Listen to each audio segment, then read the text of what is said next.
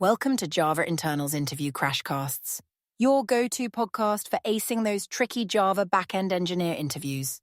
I'm your host, Sheila, and today we're joined by Victor, a seasoned Java developer, to tackle a common interview question about Java memory management. Victor, are you ready to dive in? Absolutely, Sheila. I'm excited to share my knowledge and hopefully help our listeners prepare for their interviews. Great! Let's start with our question for today. Victor, can you describe the difference between the stack and the heap in Java memory? Certainly, Sheila. At a high level, the stack and heap are two distinct areas of memory used by Java programs. The stack is used for storing method invocations and local variables, while the heap is used for storing objects and class instances. That's a good starting point, Victor. Can you elaborate on how these two memory areas work? Of course, the stack operates in a last-in-first-out manner, or LIFO for short.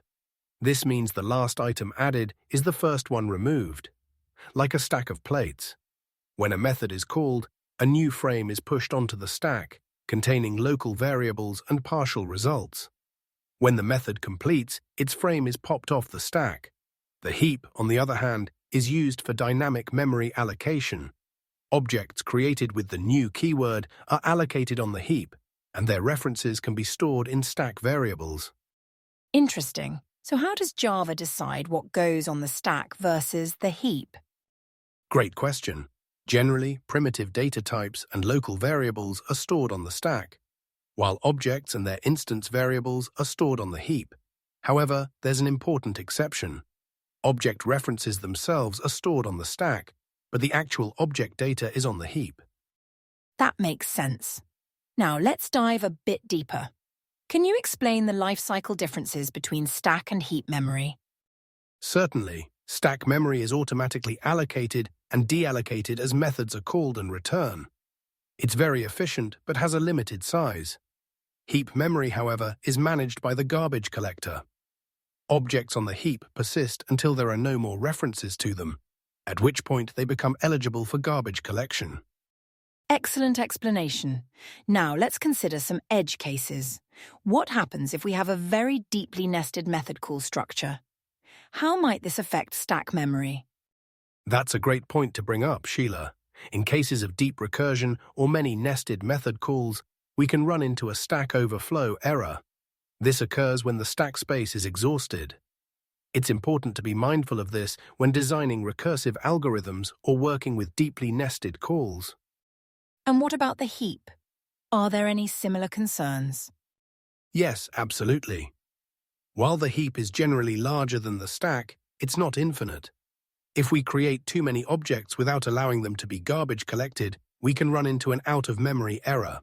This can happen in scenarios like memory leaks or when working with very large datasets. Those are important considerations. Let's talk about performance. How do the stack and heap differ in terms of memory allocation speed and overall performance impact?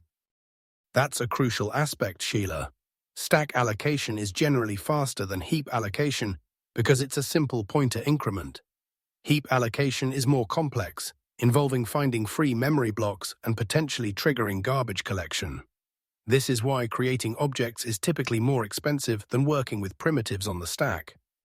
Given these performance implications, are there any best practices developers should keep in mind? Absolutely. It's generally a good idea to use primitive types when possible, especially in performance-critical code. For objects, consider object pooling for frequently created and discarded objects. Also, be mindful of creating unnecessary objects, especially in loops. Lastly, understand the concept of escape analysis, where the JVM can sometimes allocate objects on the stack if they don't escape the method scope, optimizing performance. Thank you, Victor, for that comprehensive explanation. To wrap up, what are some common pitfalls or misconceptions about the stack and heap that interviewees should be aware of? Great question. One common misconception is that all objects are always allocated on the heap. With modern JVM optimizations like escape analysis, some objects can be allocated on the stack. Another pitfall is assuming that stack memory is always faster. While generally true, the reality can be more nuanced due to CPU caching and JVM optimizations. Lastly, it's crucial to understand that while we can control when objects become eligible for garbage collection, we can't directly control when garbage collection occurs. Excellent points, Victor. For our listeners preparing for interviews, remember to start with the basics of stack and heap, then be prepared to discuss more advanced topics like performance implications, edge cases, and JVM optimizations. Practice explaining these concepts clearly and concisely, and don't forget to mention real-world applications and best practices. Thank you, Victor, for sharing your expertise with us today. It's been my pleasure, Sheila. I hope this helps our listeners in their interview preparation. And that wraps up today's episode of Java Internals Interview Crashcasts. Join us next time for more in-depth discussions on Java backend engineering concepts. Until then, happy coding and good luck with your interviews.